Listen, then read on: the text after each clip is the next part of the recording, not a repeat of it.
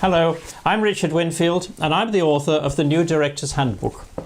And I'd like to answer a couple of questions that have come in from overseas. The first one comes from Lindo in South Africa. Lindo is an HR director, so human resources director, and I'm delighted that somebody in human resources should be on the board. And what Lindo says is, how do I become a well-rounded member? Now, it's very important because very often once you are promoted to a director level, it's because you've been very successful in your particular professional function. In this case, it would be human resources.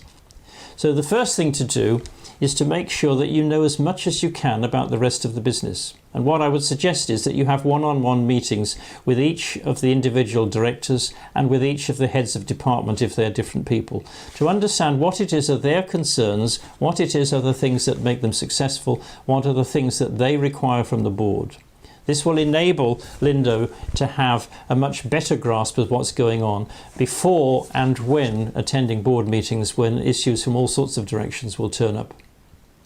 The second thing, which is related to this, I think, is to make sure that Lindo, that you build good relationships with the other directors. And in this case, I'm talking about social relationships. Just get to know them and get to know them in a way that you can ring them up, discuss things and feel at ease with them outside the board meeting.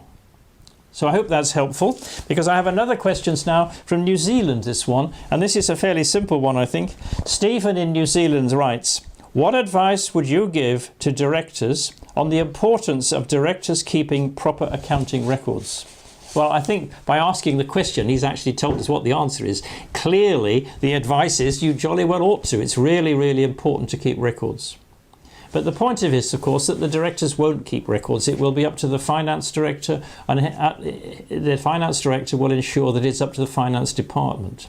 So what does the board do? The board must ensure that proper records are required and that proper records are kept and reported to the board in such a way that they can make intelligent decisions. But when it comes down to it, it's not the job of the board to run the company. It's the job of the board to supervise the running of the company, not to micromanage, but to have enough involvement, enough information and enough feedback to know what's going on and to ensure that the right things are done at the right time.